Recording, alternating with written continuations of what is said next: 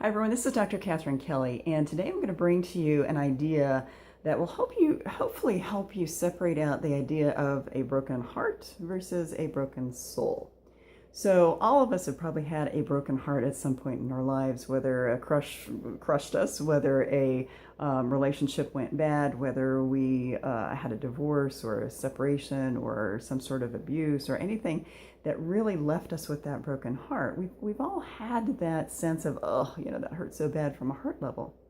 But what is a broken soul? So, and how does that impact us differently?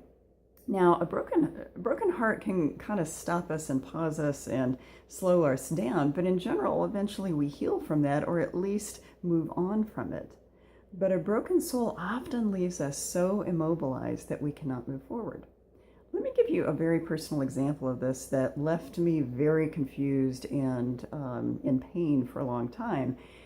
That hopefully will also tweak some things in your own brain about how other situations may impact you. So when I was 9 years old, my father had an accident, and we say that it left him medically disabled, but frankly, he left him medically disabled. What I mean by that is he could have rehabbed himself. He broke his hip, he broke his leg.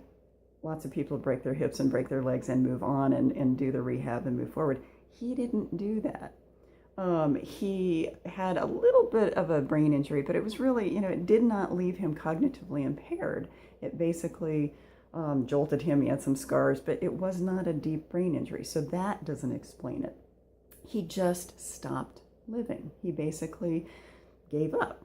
And what that means to me is that his soul was broken. I can see that now. At the time, I didn't understand that. I was 9 years old. I didn't know much of anything other than trying to, have fun, play, live, all that kind of stuff.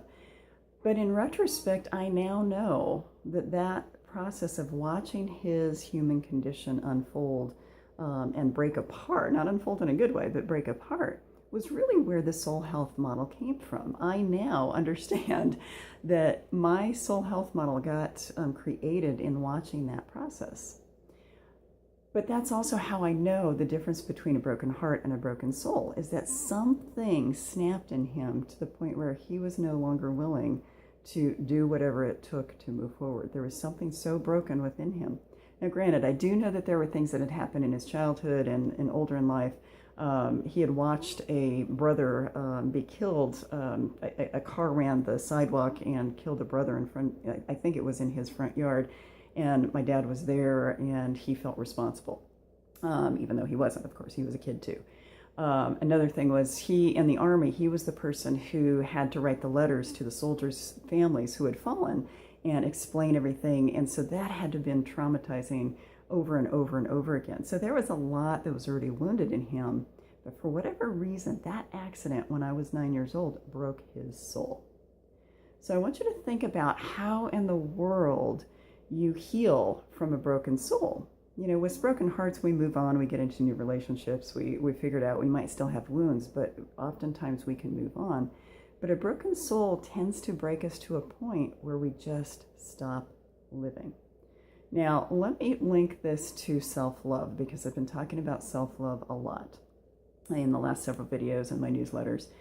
So I grew up, after that point, I grew up thinking that he didn't love us enough to basically take care of himself, because my mom had to go back to work. She was the breadwinner. He basically did not work a whole lot. It was really a shift. Everything about our lives shifted. But I, from that point on, grew up thinking that he didn't love us enough, and that there was something wrong with me, something wrong with, the whole family, whatever it was, that he didn't love us enough to do his work to move on. But several years ago, 15, 20 years ago, I realized it was not about that. It was that he did not love himself enough to take care of himself. Now, as a kid, you don't know that. You don't know how to understand that. You just basically accumulate all these wounds and pains because of what happens in our families. But it was not about him not loving us. It was about him not loving himself, which is exactly what broke his soul. He did not love himself enough to do his rehab. He did not love himself enough to move forward. That had nothing to do with me, nothing to do with the rest of the family. It all had to do with his broken soul. But this is how this grand matrix plays out. It expands out to affect each of us. And how many of you have tried to love someone who doesn't love themselves? It's impossible. You cannot love someone who doesn't love themselves. You cannot love them fully in a healthy way. It just does not work. And so this is why I'm trying to bring this whole concept up, is there's a big difference between a broken heart and a broken soul, but broken souls can break a whole lot of hearts.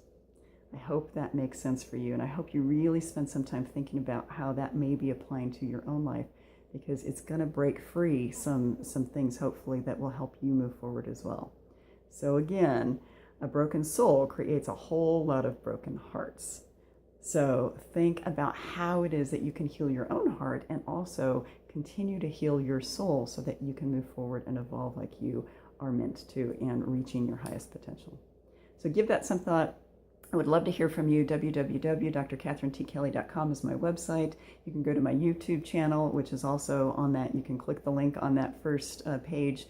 And also any Facebook information, you can click on that as well and reach me there. So I hope you have a wonderful day, and go heal your soul, not just your heart.